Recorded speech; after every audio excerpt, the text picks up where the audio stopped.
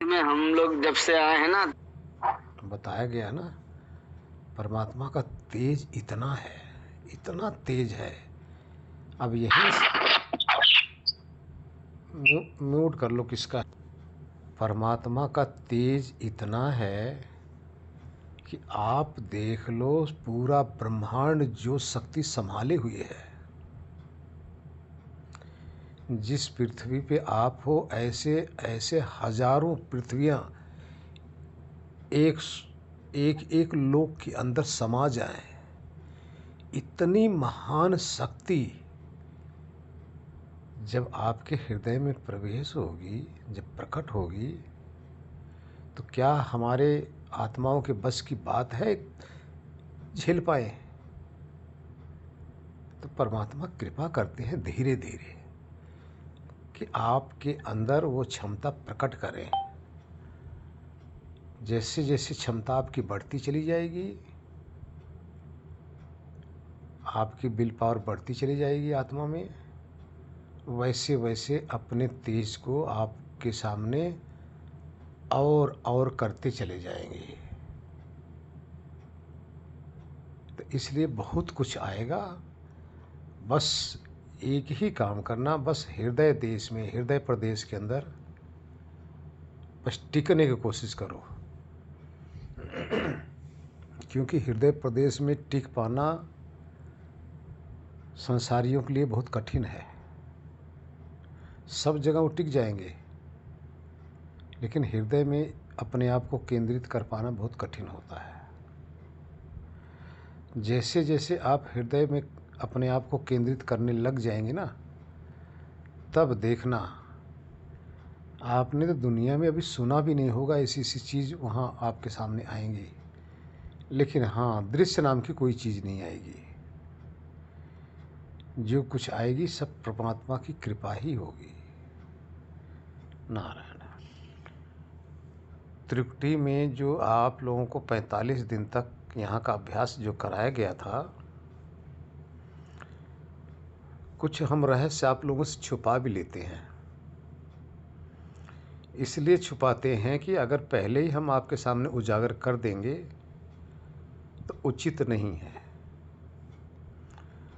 त्रिकुटी में इसलिए आप लोगों को पहले लाया गया कि आपकी ये जो 10 इंद्रियां हैं पहले बाहर से सिमटें।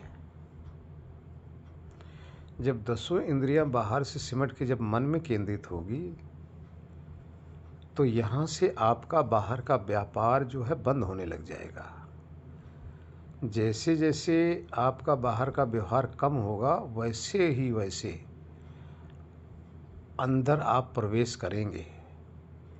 एक स्टेप है, स्टेप बाय स्टेप अगर हम चलते हैं तो हमें हमारी मंजिल आसान हो जाती है। अब जैसे आप सीढ़ी पे, अब छत पे जाना चाह रही हो, पहले स्टेप पे आपने पाँव रखा, चलो दूसरे पे रख दिया।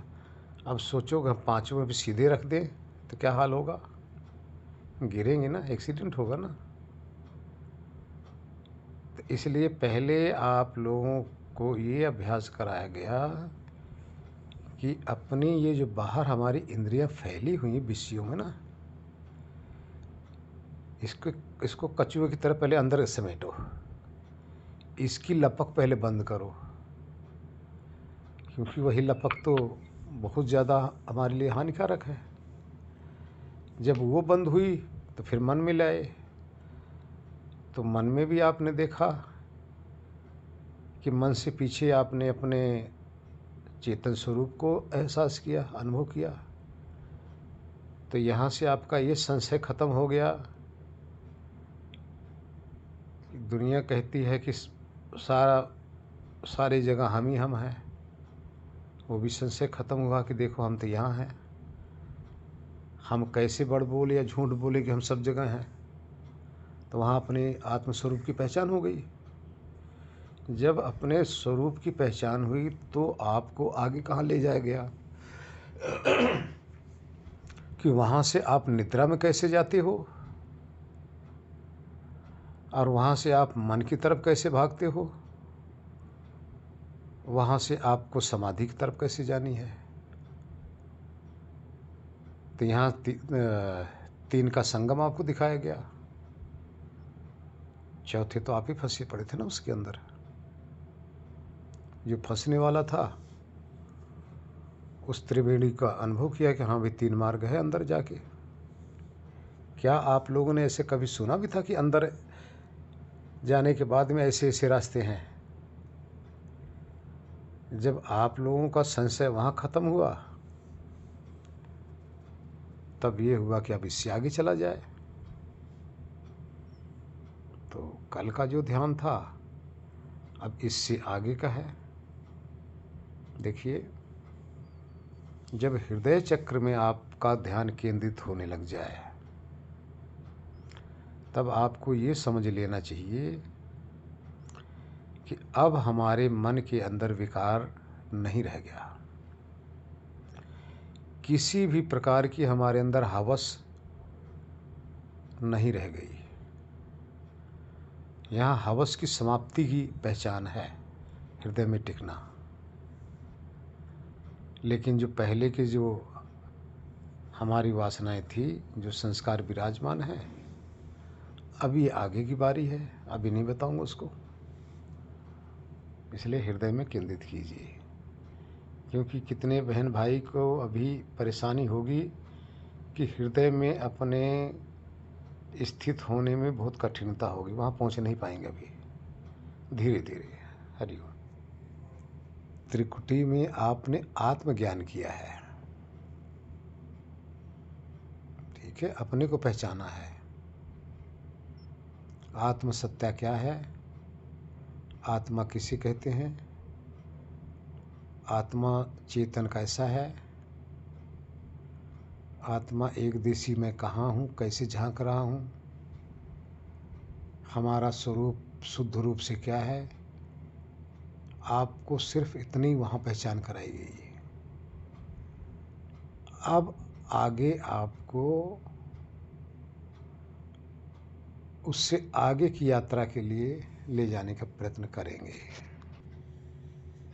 उस जगह हृदय में जीवन में कोई ऐसा क्षण नहीं आएगा, ना कभी आया था, ना है, ना कभी होगा, कि जिस समय वहाँ आनंद प्रकट ना हो। सदा ही रहता है, कभी जाता ही नहीं।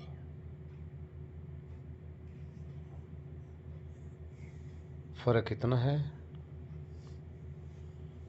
कि उस जगह आत्मा की अभी पहुंच नहीं हो पा रही है।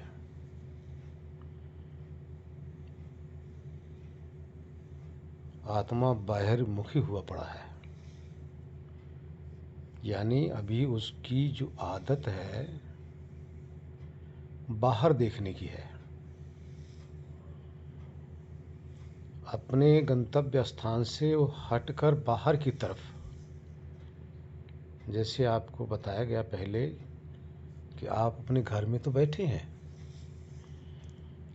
अपने कोठरी में, अपने रूम में तो बैठे हो, लेकिन आपकी आत्मा इतनी गंदी हो चुकी है जन्म जन्मांतर से कि आप खिड़की से झांक ही रहे हो, खिड़की से झांकना बंद नहीं कर रहे हो।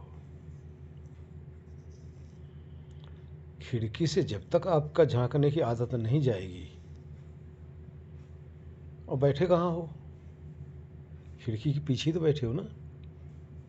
मान लो अपने रूम में, अपने कमरे में बैठे हो, तो कमरे से बाहर तो गए नहीं, जा ही नहीं सकते, संभव ही नहीं। अगर चले गए तो ये मुक्ति है, कमरे में बैठे हो तो ये बंधन है। तो इस कमरे से बाहर तो कभी आपने जन्म से लेके मृत्यु तक कभी निकलते ही नहीं। इस कमरे से निकलोगे तो एक ही बार निकलोगे, और दोबारा इस कमरे के अंदर आप वापस आ भी नहीं सकते। बैठे आप वहीं हो। आदत बिगड़ी है बहिर्मुखी की। बहिर्मुखी का अर्थ बाहर झांकने की, दूसरे में झांकने की, दूसरे से पंगे लेने की। तभी तो फंसते हो। दूसरे में झांकना बंद कर दो, आपकी दूसरे की तलाश समाप्त हो जाएगी। जैसे आपने दूसरे से झांकना बंद किया नहीं कि आपको न तो कहीं आना न कहीं जाना है, आप तो बैठे वहीं हो, तो हृदय देश में ही आप ठहरे हो।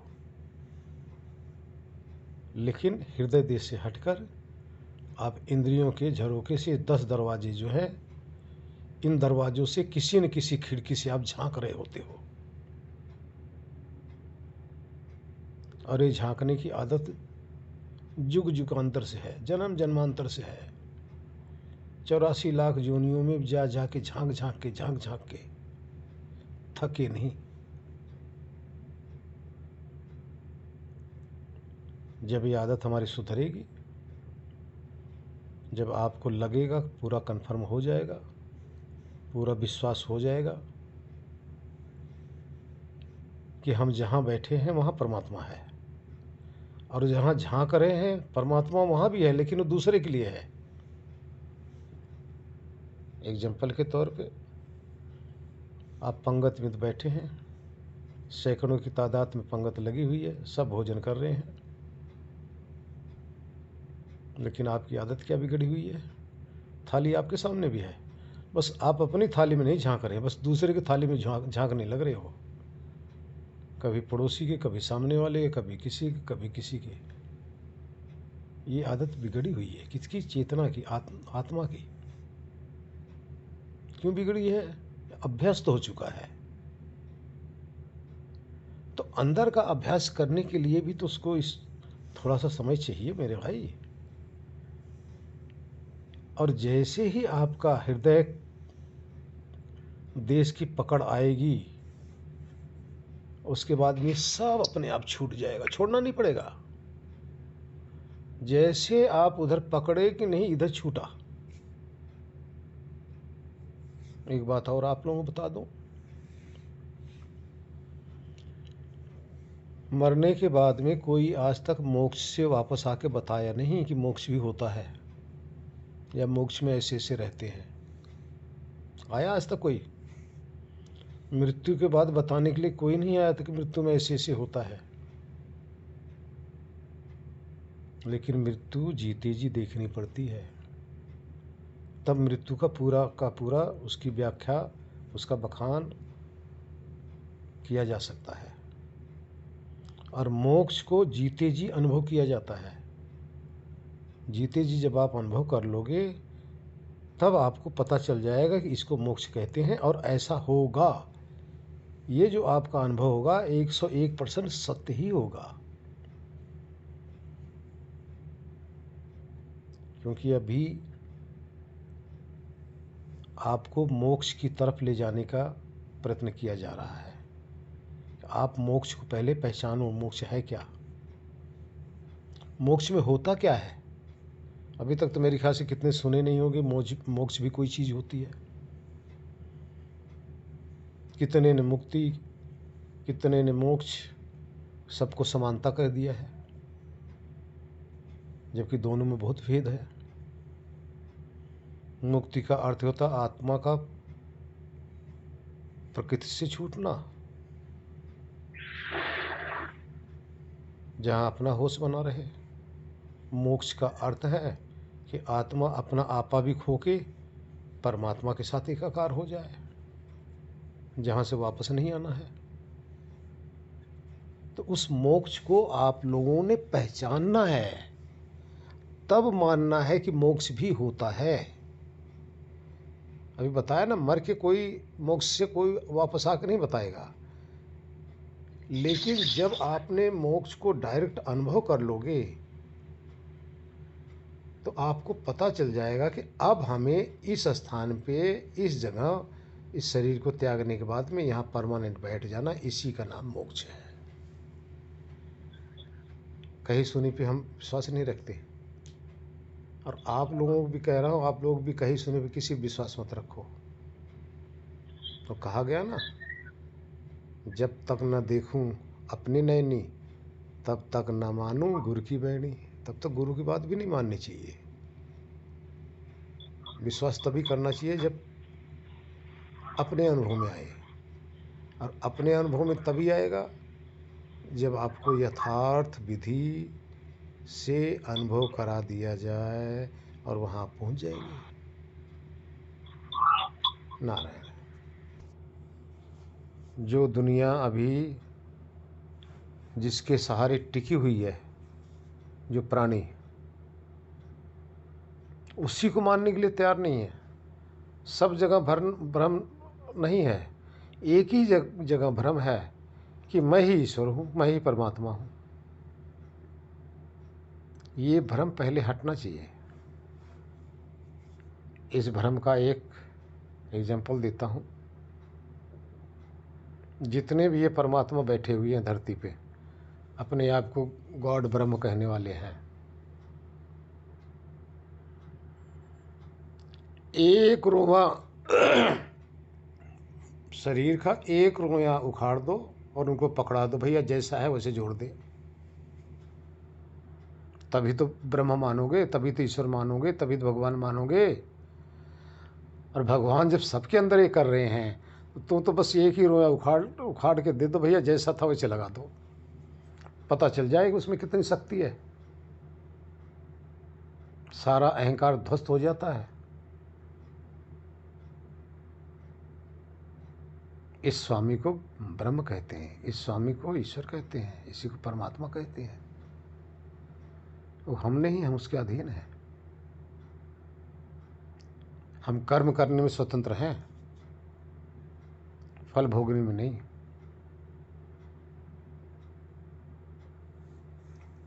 तो इस तरह से पहले जब तक हमें यही संशय बना रहेगा, तब तक हमारे अंदर अनन्य भक्ति भाव आ ही नहीं सकता। और जब तक अनन्य भक्ति भाव आएगा ही नहीं, तब तक हृदय के अंदर हम प्रवेश करने में असमर्थ रहेंगे। प्रवेश कर भी जाएंगे तो प्रेम नहीं मिलेगा, प्रेम मिल जाएगी तो श्रद्धा नहीं होगा, बहुत सी चीज़ें हैं। इसलिए दुनिया में जितना भी संशय है, पहले संशय हमारा खत्म होना चाहिए। आध्यात्मिक आदमी का एक पॉइंट भी अगर किसी के अंदर संशय है तो उसका अध्यात्म में अधूरा ही रहेगा। बिना पेंदी की लोटे की तरह कभी इधर लुढ़कने वाली रहेगी, एक जगह ठहर ही नहीं सकता। इसलिए समस्त संसार का संशय पहले खत्म करो। कैसे सत्य को जानकर, अपने आप को पहचान कर सारा संशय समाप्त होता है, तब अध्यात्म में आप प्रवेश कर पाएंगे अच्छी तरह से। अन्यथा हमारी पूर्ण सात्विकता तो है, इच्छा भी है, जिज्ञासा भी है, चल भी रहे हैं, लेकिन कहीं न कहीं संशय बन जाता है, वो संशय हमारी रुकावट हो जाती है। नारायण। एक कहावत कही गई है कि कर्म प्रधान विश्व रचि राखा, जो जस करहि तस भोगहि त्राता। ये संसार कर्म प्रधान है। कर्म का फल अवश्य ही मिलेगा, आज नहीं तो कल। देर हो सकती है, अंधेर नहीं है, क्योंकि ये लेखा जोखा आपके हाथ में नहीं है। आपके हाथ में कर्म करो और फल की चिंता मत करो। अब परमात्मा के हाथ में है कि आप जो कर्म करेंगे उसको किसी भी रूप में उनको देना ही देना है। देखिए, अगर परमात्मा कर्म फल हमें नहीं देंगे तो परमात्मा तो अन्यायी हो जाएंगे। फिर इंसान में ईश्वर में क्या फ़र्क रह गया। परमात्मा कभी भी किसी के कर्म फल को से वंचित नहीं करते हैं, बल्कि साथ में अपनी कृपा और कर देते हैं। जो साधक किसी भी प्रकार का, देखिए अगर हम लोग अध्यात्म में लगे हैं तो ये भी तो हमारा कर्म ही चल रहा है, क्या ये कर्म नहीं है। आध्यात्मिक प्राणी को जब अध्यात्म में चलता है तो उसको अध्यात्म का फल मिलेगा। संसारी प्राणी जब संसार में चलता है तो उसको वहाँ का फल मिलेगा।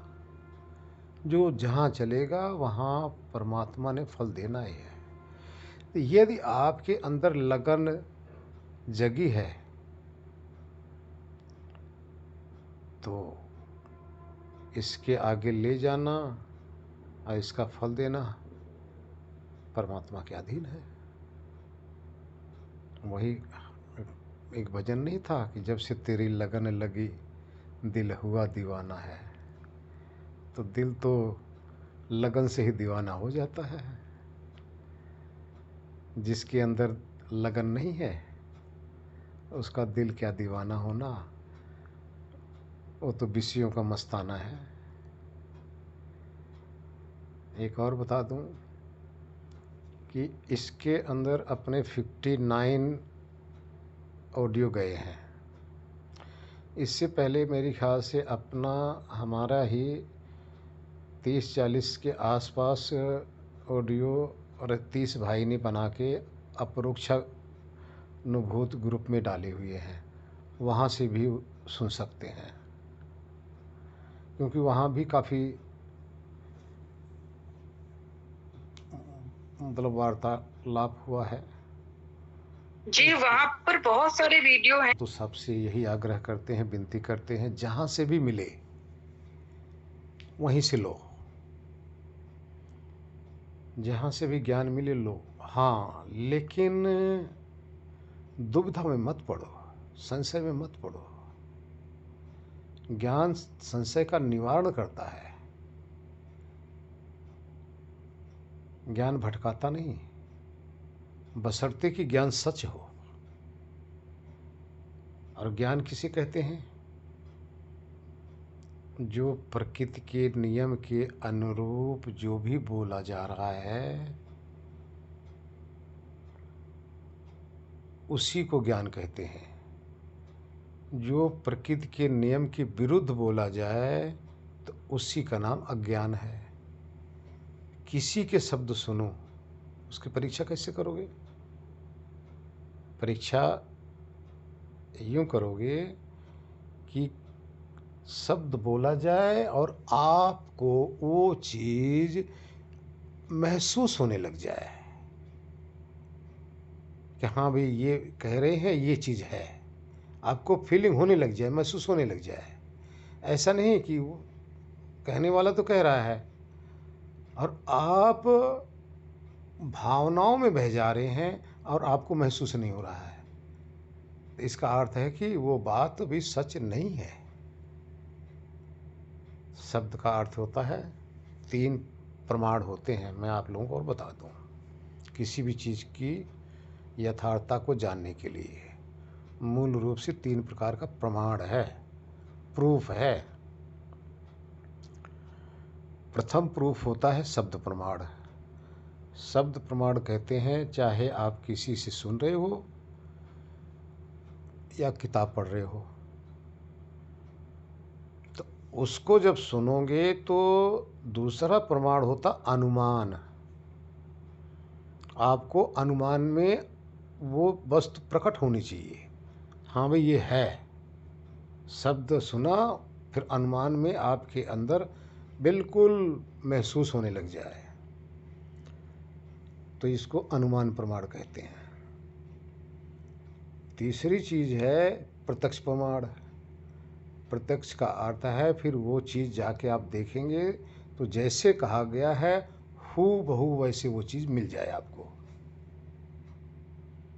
तब समझ लो कि ये शब्द जो बंदा कह रहा है, जो गुरु कह रहा है या जो किताब कह रही है तो सही है। अन्यथा जो ऐसा सिद्ध नहीं होती तो वो किताब भी घर से हटा देना चाहिए, ऐसे वचन भी हटा देना चाहिए जो हमें संशय में डालकर हमें सुलझाने की बजाय उलझा दे। इसलिए ऐसी जगह फंसना नहीं चाहिए। नारायण। देखिए प्रभु,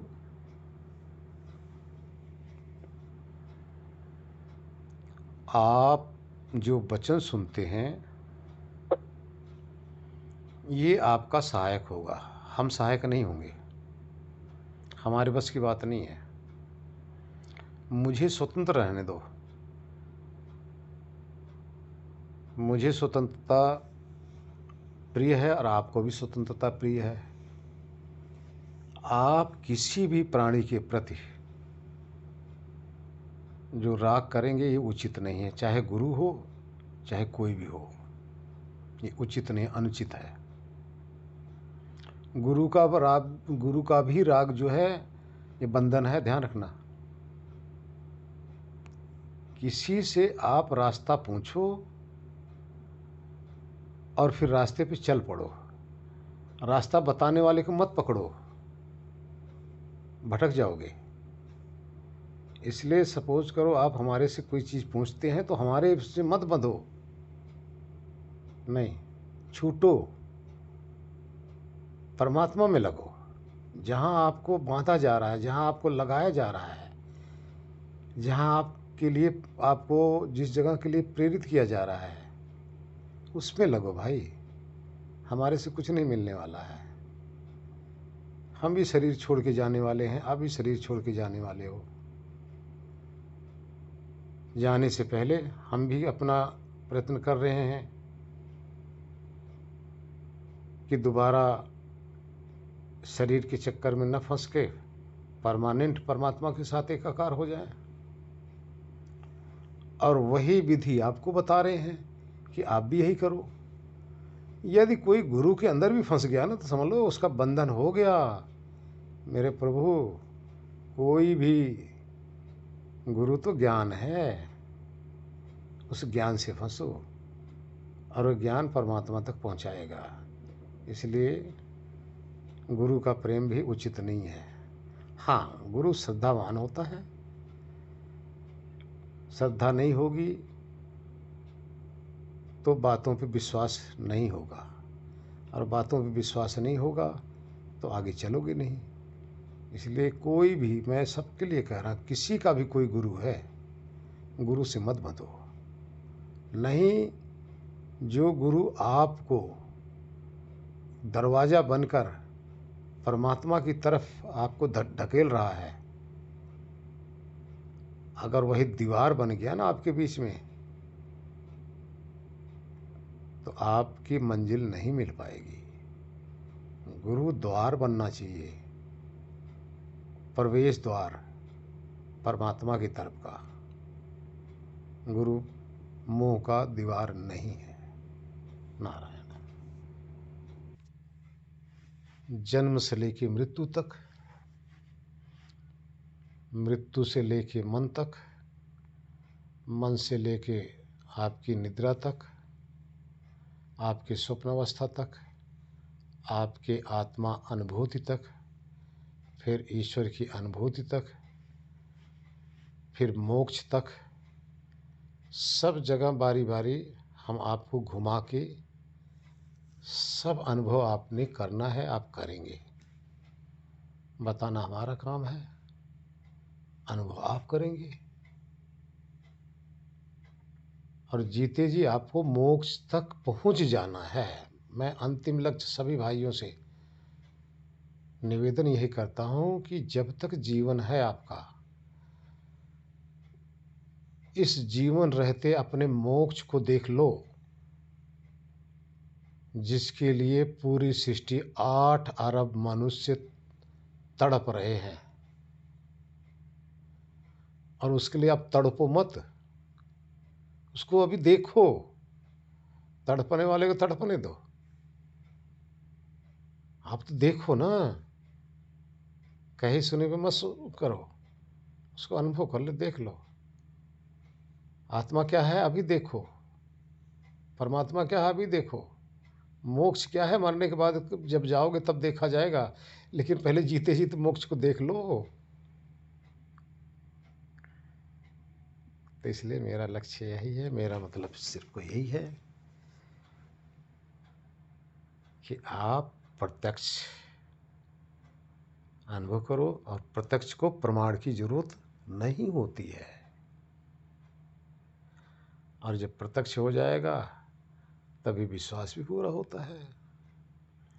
जिस दिन आपको प्रत्यक्ष अंदर की अनुभव हुई, धरती के सारे प्राणी एक तरफ खड़े हो जाएंगे और आप अकेला एक तरफ रहेंगे। 8 अरब प्राणी आपको कहते रहे नहीं आप गलत हो, तो आप यही कहोगे कि सारे पागल हैं। मैंने तो ये अनुभव किया है। ये तो है, ये बेचारे नादान हैं, इनको पता नहीं है। ये तो सुनी सुनाई बातें कर रहे हैं, पढ़ी बातें कह रहे हैं। अगर अनुभव होता तो जहाँ मैं हूँ यहाँ ये भी तो होते, क्योंकि परमात्मा ने सृष्टि सबके लिए एक बराबर, एक चीज़ एक ही जैसे सबके लिए बनाया हुआ है, उसमें अनेकता नहीं है। जो अंदर जाएगा, जो हमें महसूस होगा वही आपको महसूस होगा, जो हम जानेंगे वही आप भी जानोगे, बशर्ते कल्पनाओं में न बहो तो। अगर मन की कल्पनाओं में बहोगे तो कुछ का कुछ हो सकता है, सबकी कल्पना अलग अलग हो सकती है। नारायण।